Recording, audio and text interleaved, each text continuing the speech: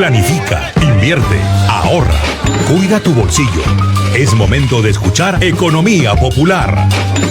Y estamos en la comunicación con Rosana Galesio, especialista en temas financieros. Y Rosana, tú siempre nos ayudas, más aún cuando se trata ONP o en este caso AFP. La Comisión de Trabajo aprobó por mayoría el dictamen para el retiro de hasta 4 UITs de los fondos de AFP. Ahora solamente falta que el tema pase al debate en el Pleno, que el Pleno termine aprobándolo, que le mande al gobierno la autógrafa y que el gobierno o la promulgue o la observe. Ojalá que eso último no ocurra. Pero cuéntanos, por favor, un poco tus conclusiones tras lo que viniste escuchando en el Parlamento sobre ese tema.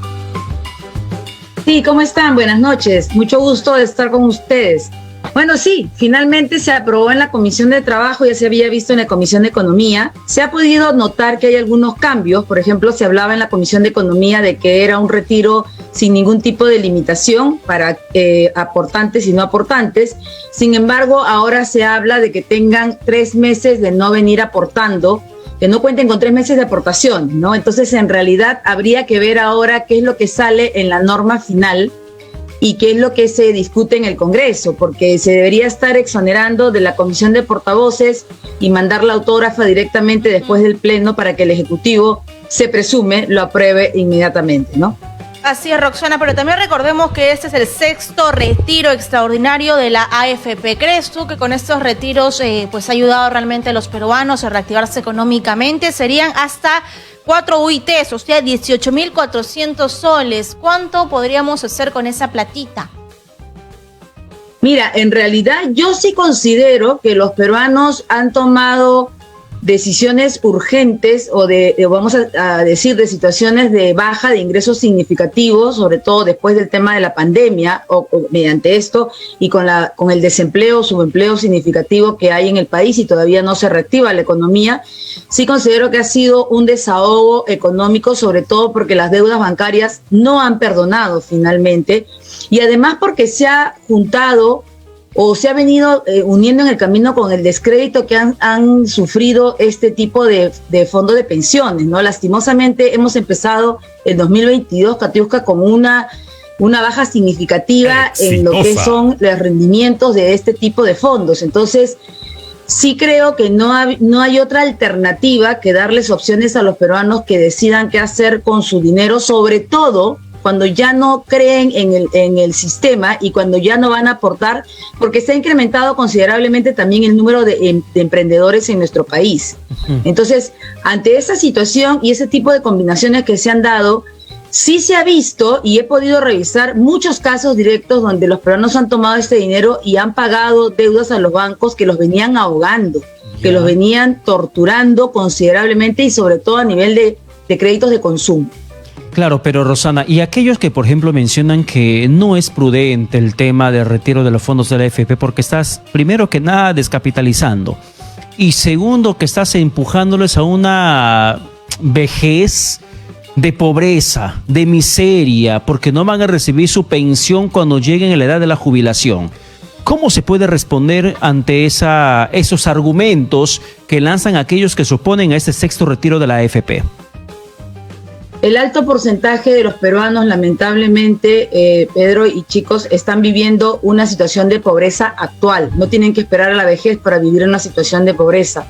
El incremento de la canasta básica familiar es tangible, se nota. Lo están viviendo día a día en los mercados, en las situaciones diarias, la falta de empleo o el subempleo o el no tener los beneficios sociales adecuados y no contar con un ahorro.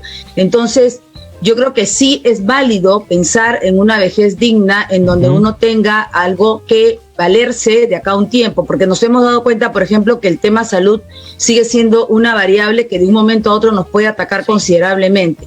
Pero también creo que cuando uno pierde la credibilidad en algo, es muy tarde para decir que se puede seguir por el mismo camino.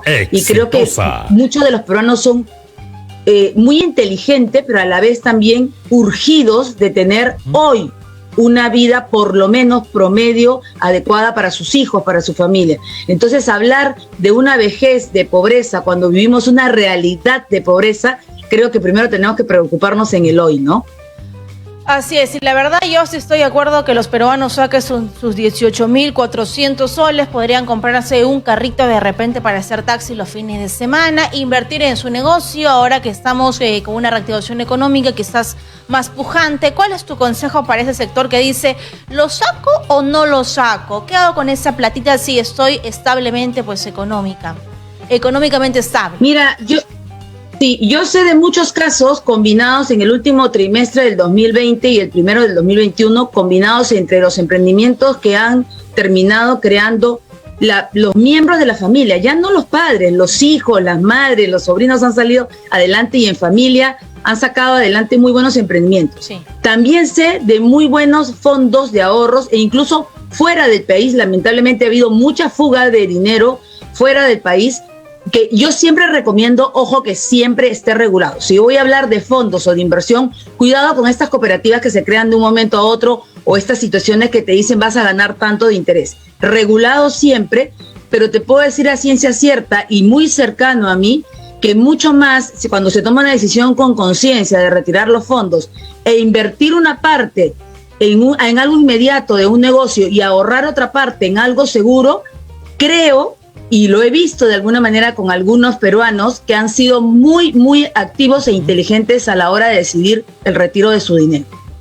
Ya, y antes de seguir hablando del retiro del dinero que aún no se aprobó en el Congreso de la República, por favor, Rosana, danos más alcances de lo que podría aprobarse en el Parlamento en los siguientes días. Ya nos has mencionado el aspecto de los que no están aportando 3 meses de forma consecutiva o de forma alternada, porque también en su momento había siempre esos debates en retiros anteriores. Lo que se habla de los últimos 3 meses, ¿no? Que no cuenten con 3 meses consecutivos.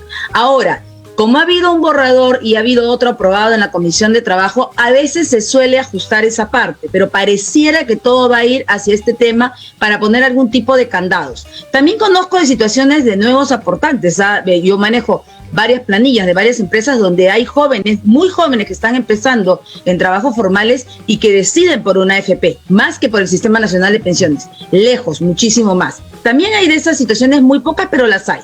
Entonces, debería ser 3 meses consecutivos de no aportes con 3 retiros. El primer retiro de 4.600 soles, el segundo retiro igual y el tercero de la diferencia, que sería una UIT y 2 UITs con 30 días de diferencia entre cada uno.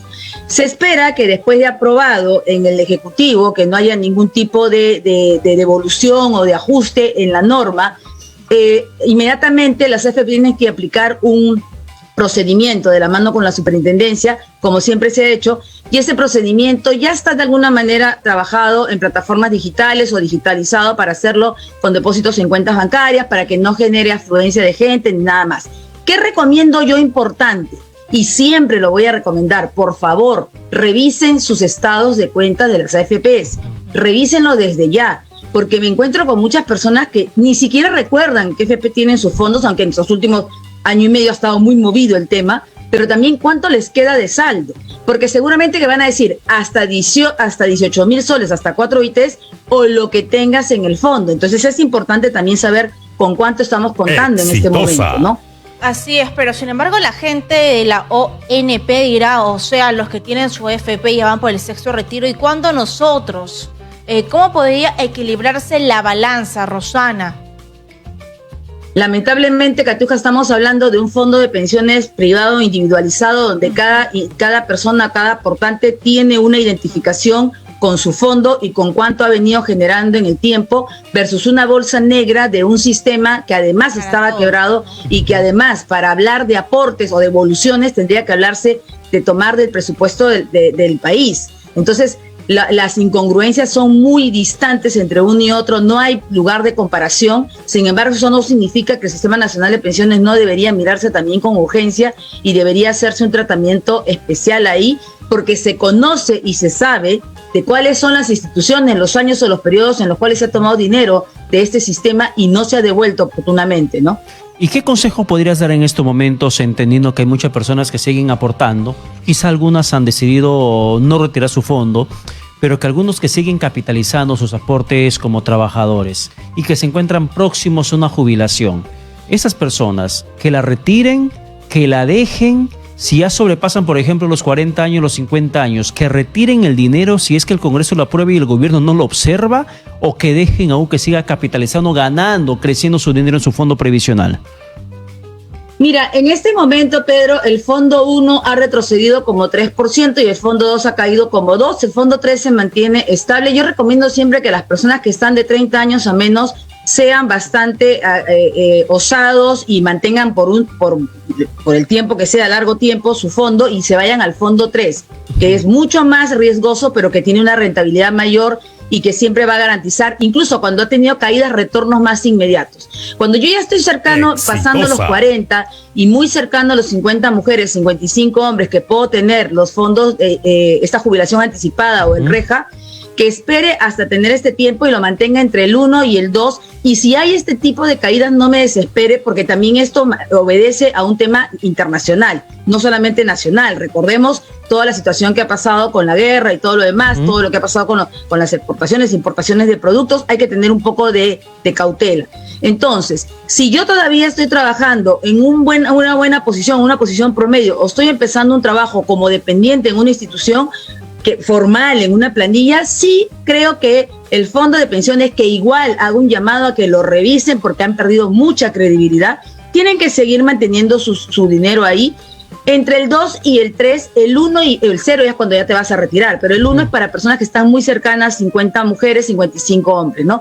Pero sí creo que si yo estoy haciendo una carrera en una institución formal donde estoy haciendo una línea de carrera, es importante mantener, por supuesto, siempre en el fondo de pensiones privado y no en el público, ¿no? Si la crisis continúa, Rosana, que estás de aquí pues en unos años, ¿tú crees que debería ser dable de que la gente pueda retirar todo su dinero? ¿O crees que ponemos en peligro de que la población no sepa invertir bien esa plata?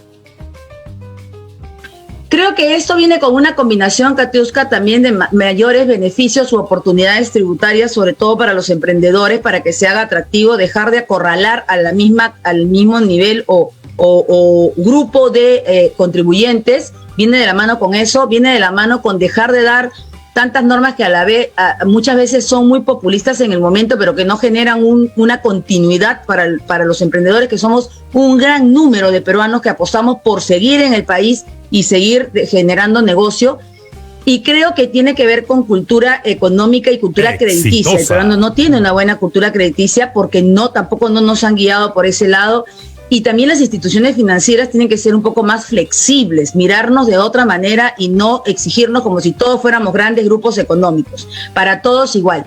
Por ese lado, sí creo que a la larga cada peruano va a decidir por la osadía y por la situación que hemos vivido de la pandemia, porque dice, la vejez puede ser muy pobre, has perdido la vida en promedio de 35 y 45 años. ¿De qué vejez estamos hablando? Entonces creo que hay una combinación de decir, ¿qué me ofreces ahora? Y yo creo que si las AFPs, los fondos de pensiones, no apuestan por hacer una reestructuración real y mirar al Perú como un todo, lamentablemente en no más de 5 años no se va a creer en este tipo de fondos, lastimosamente, porque el modelo no es malo. La aplicación como se ha dado en el Perú creo que no ha sido real para nuestro país, ¿no?